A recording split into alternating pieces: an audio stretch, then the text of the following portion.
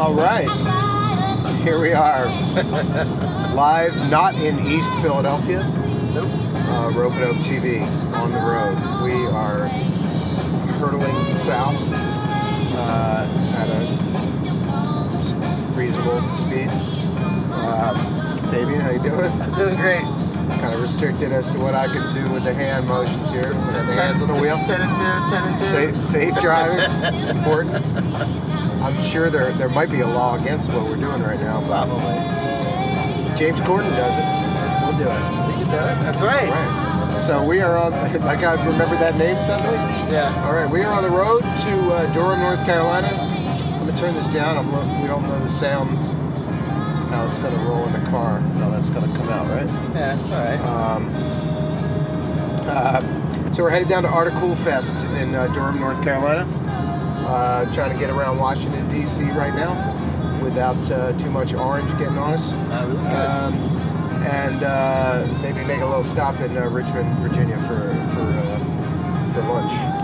So we came in with interesting track from the new Sidewalk Chalk record. When it calls a rip, when you start to slip, when your heart forget, breakdown. When you recall again, when your father comes out to you just like your father did. Are you positive? Even when all you get is the opposite. Need a comic switch, cause the ship all to kick off the hip off the guitar. There it is. That's the same track. This record, it's an interesting track. This record. I don't know if it's similar. It's more themed. It's called the sitcom. Yeah. So it's got that whole retro feel, taking us back to probably, for me, some of the first music I ever heard as a kid. I grew up in early '60s, and my sisters had Motown and everything spinning. So I just love that sound. Produced by Robert Spud Seawright. Of course. This record coming out in mid-May, I believe. I hope. Don't have my notes with me today. Check it out. We don't need to know. We'll figure it out. We'll put it in the notes. But really love this band, and I think they've taken it to like a whole new level. So recorded at Make Believe Studios in Omaha, Nebraska. Nice. Which you will hear more and more about as time goes by. So what are we doing? Going to Durham. The Articool Festival. The lineup is completely sick. It's a what we call a working weekend, I think. A little this, little that. We're not going to really have time to see anybody except the work that we're doing, right? Yeah, I mean, we got Matt Stevens tonight. We're trying to get there in time. Then Christian Scott, and then Sput, RC, Sean, Terrace, all tomorrow night, and then back. All right, and I was hoping this cat would be here. I don't know if he is.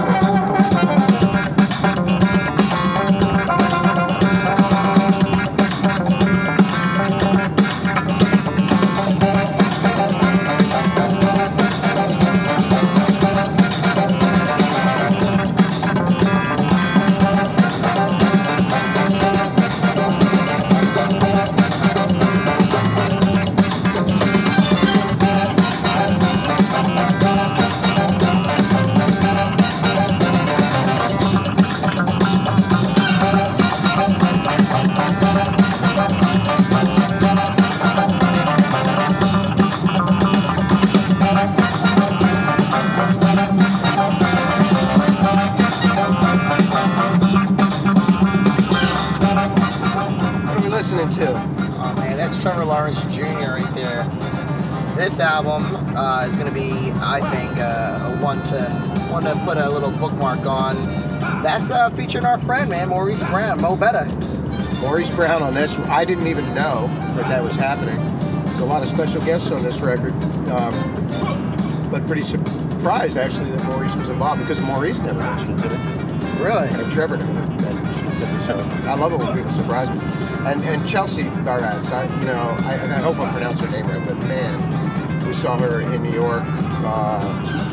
At YouTube. Just really amazing. So pretty excited. This is a little kind of long, well, not long for Afrobeat, but interesting take on it all, and I'm sure that Trevor's long history and interest in the drums, that Afrobeat has always been intriguing to him.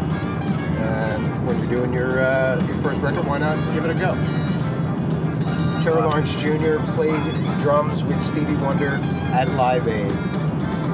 Long-time drummer, staff writer with Dr. Dre, and he just knows the biz.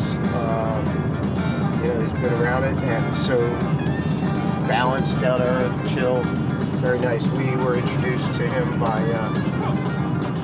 Terrace Martin, because Trevor Lawrence is a polyseed.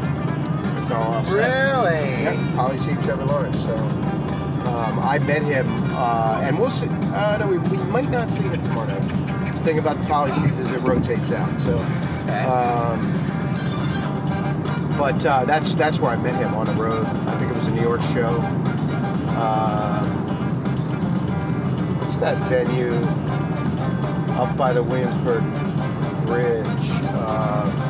Can't even think of the name of it. Oh, it's National Sawdust. So I met him up there. So looking forward to this record. And since it's Afrobeat, we got to pick a topic, something to talk about, because go on a bit. Well, I mean, you were telling before we hit the record button about the sound. You're describing to me kind of a bigger picture, not just specifically with Trevor and this album, but with that whole vibe that's going on in Dallas. That whole or everywhere. It seems like everything's like, we're known for doing things in a variety of genres, and we're known for music that doesn't fit anything. Right. But what seems to be happening is all the people who don't fit in other genres are starting to have some really serious overlapping moments where a certain sound is coming out that's a blend. It's fascinating, actually, when you think about it, because diversity, multiculturalism, diverse sounds. All of those, you think everything's different, but it can actually focus and be very similar. And I think they're finding that. I mean, the message is definitely similar. What the hell is that? Whoa. Is that a military plane? That's a fighter. Yeah, that's not your typical 747. All right, folks. Somebody saved the video if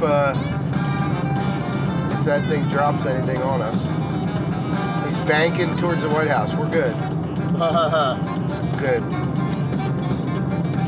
Yeah, and it's good that we're recording this, and then we can look back in 6 months and see if it happened. But my prediction is that in 6 months, somebody's going to write somewhere. They're going to be like, that sound.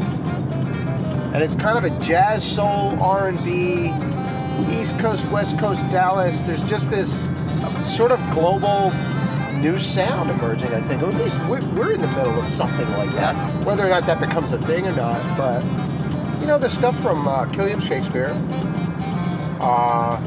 and Terrace Martin and Trevor and many others, they're just some serious connective points. It starts to sound, and it's somewhere between, and you mentioned like electronic parts to it that aren't presented as electronic parts. They just kind of mix in and out. Right. It's just part of the sound. They're using it as the landscape. They're not, just another instrument? That's it. That's it. It's not like, hey, look at this electronic instrument that we're featuring. It's not about that. They've incorporated it into the vibe of the tune, man. Like it's a part. Like, well, you had mentioned, how long the electric guitar was out and going before, Jimi Hendrix came along. Right. Yeah. So like guitar's been around for thousands and thousands of years, right? I assume. Right. Brass instruments have been around for almost as long, right? Drums, of course. Right. The first instruments, right? Electric guitar was invented in 1949, if I'm right. And it took 20 years for somebody like Jimi Hendrix to come along and really, truly master the instrument. I'm sure there were people along the way that were really, really good at it. Les Paul, the inventor there as one, but didn't really perfect and explode into the consciousness until the, fully until the late 60s, in my opinion. So electronic music has been around since what, 1980? Oh, actually, probably 1970. It took a little longer. Yeah, remember that, the whole Moog thing is probably late 60s, early 70s, I'm thinking. Although I heard some stuff on Sun Ra records from the 50s. I didn't know whether it was electronic or not. Maybe he was just like doing electronic without maybe he was the electronic instrument. I don't know, where are we going next? Ooh, we're going Air Force seats. and Navy. There we go. All right, we got a little thing from the Polyseeds, and I suppose that this is going to air when we're allowed to say that. We just got to let this play in the background. I specifically chose something low key because I figured I'd want to be blabbing right about now. We are driving by the giant potato chip. Where is it? Maybe it's up here. You know what I'm talking about? I don't. It's well, back in the day, what was it called? There, Landover, Maryland, the Capitol Center. It's where it's the ice hockey rink where the Washington Capitals used to play, and they had a lot of music there. I've been to that place probably about 30 or 40 times with Grateful Dead, Eurythmics. Did you see this top 10 thing running around on Facebook? I saw it on Facebook yesterday. My friend put a really, really funny response. She's a musician, she's an artist, singer, and she put, what does she say? One of these people I didn't date. She's like guitar player, guitar player, painter, guitar player, corporate lawyer, guitar player. But like the comments were just like there's like 120 comments. It's absurd with people. It was the sixth guitar player. Yeah. That was probably the one. I was gonna do my own twist, and I gotta be honest here. I posted it and then I deleted it immediately after because.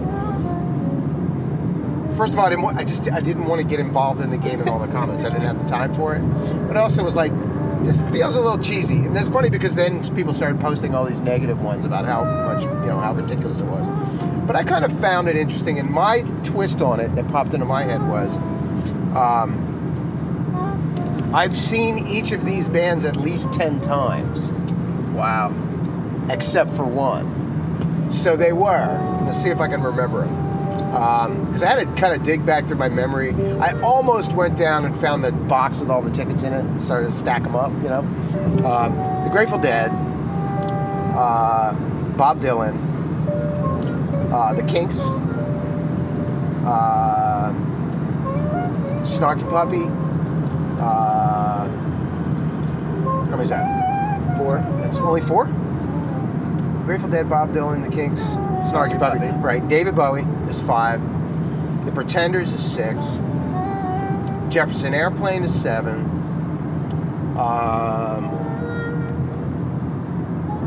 Come on now. The Band is 8.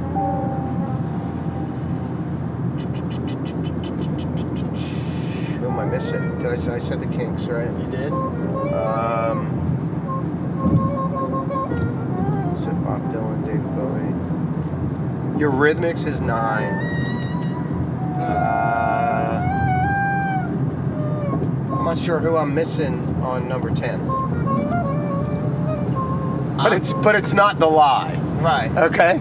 The Lie is already in there. The one that I haven't seen 10 times is already in there. Ooh, so the trick was, do you want to try to guess? I do want to try to guess. Okay. And I have it down to 2. But I'm going to go with my gut 1. It's going to be a shocker to me to even say it.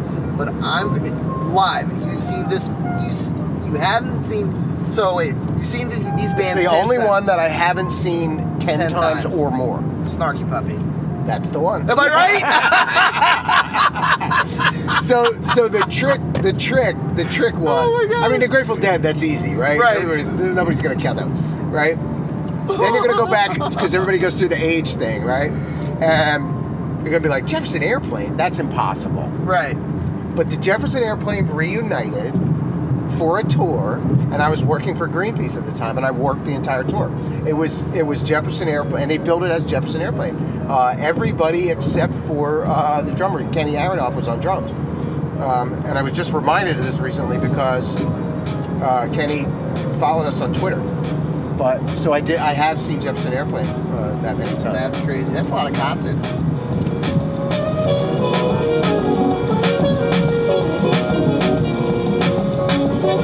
That bass. Yep. You'll notice it in At Ropeadope. right, not in the car.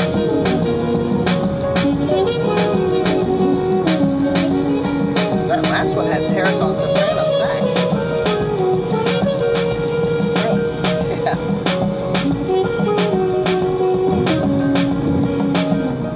That's what it sounded like to me. Well, there we go. Nice timing and intro to Diaspora from the second Christian Scott record in the Centennial Trilogy. That's the title track. And I think this premiered on several outlets yesterday, which is really nice for us to have all this attention. Christian really is getting some very serious national attention. NPR? NPR, Stereogum, and I think a couple other outlets just picked up the story and just ran with it. I mean, it was supposed to be an NPR exclusive, and then people just jump on it. It's the world we live in.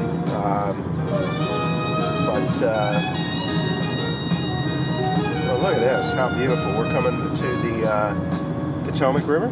Yeah. Is that it? And we're about to cross over into Virginia. So, just a real quick one of these. To your right. It's not for you. It's for those meatheads in the office.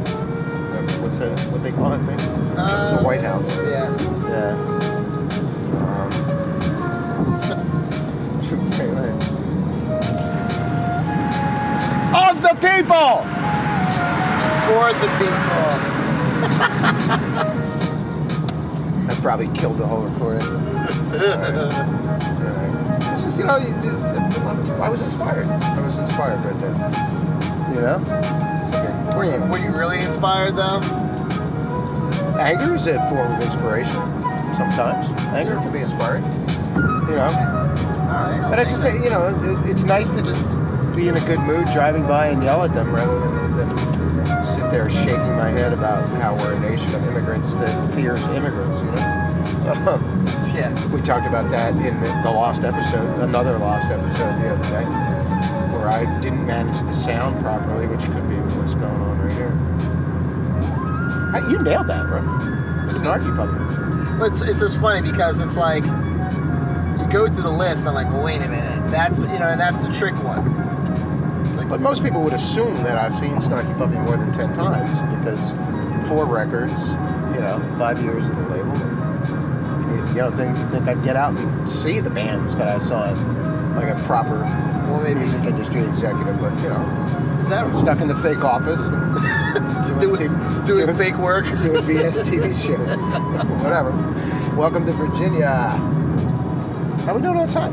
Email and phone call. We're doing great on time, so we're within 10. We are within 10 already. What do we want to talk about?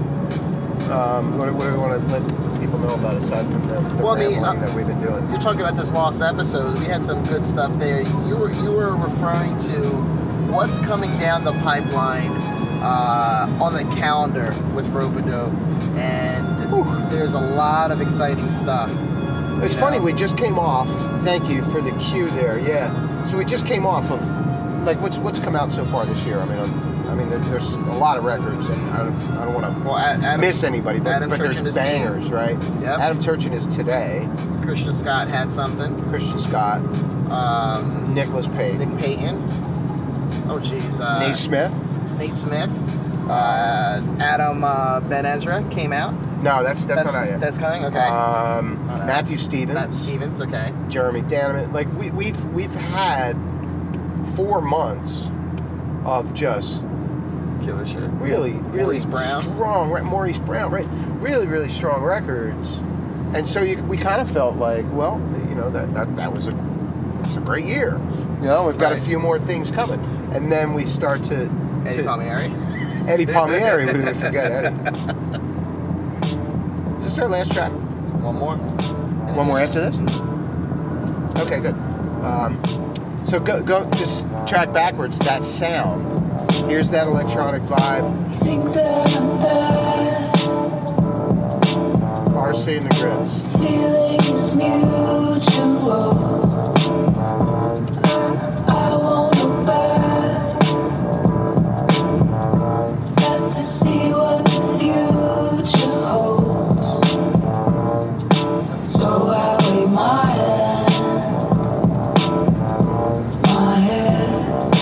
blowing in the wind. Could take to be served. Very cool. Very cool. You were talking about what's coming up, man. So we all those guys are out. They're doing their thing. Right. So then Ropeadope.com. Right. Sorry. Go ahead. No, I mean, because you get really, really excited. We all get really excited about when we look at the calendar. Like, oh my goodness, could it get any better? And you look at the calendar and you're like, well, yeah. Well, it's funny because there's little surprises, right? So you might have you got somebody on the calendar, and you're like, like this is a badass musician. It's going to be serious stuff. But I'm really not hearing it in the process. I don't like to hear unfinished tracks. Okay. I don't really like to be involved in that part of the process at all. First, because I'm not particularly qualified. I mean, I could learn. Right. You know, I'm a fast learner. But what would happen in my mind is that then I'll be inside that, and I won't. People get lost in there, and then you don't know what it's going to sound like to other people. Like when I first started, people would come to me and be like, "Well, what do you think?" And I'm like, "Well, how is my opinion even valid, right?" And I realized after a minute that they don't. They're so far in. They've thought of the song, they've arranged the song, they've practiced the song, they've recorded the song, they've added layers, so they hear all kinds of things that they're just can't zoom out on it, right? So I try to stay in the zoomed out position, see what. So you got the stuff in the schedule, and you're like, yeah, that Trevor Lawrence record's going to be amazing. That Policy's thing is going to be amazing. That. I just pushed forward the date that we can air this to. But when you get it, and you listen to it, then it's just so exciting. You get your fingers crossed. You're like, I hope this is banging, and then you get it. And it's just like we just have this weird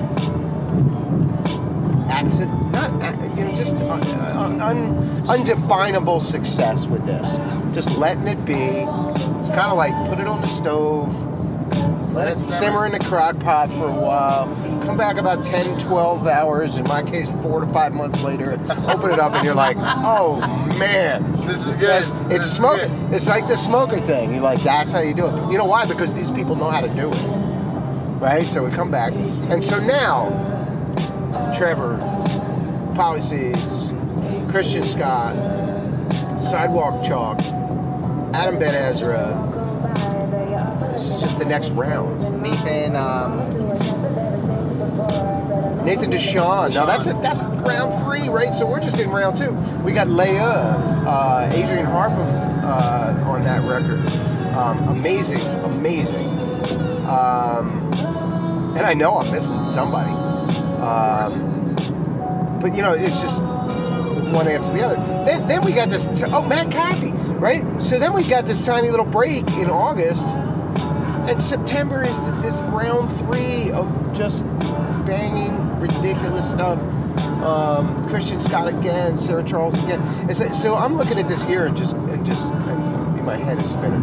It's absolutely amazing. These guys, I'm so honored, proud, happy that everybody is just really bringing so much to the table. Here's a round. Here's 2. one we haven't even mentioned in the entire mix.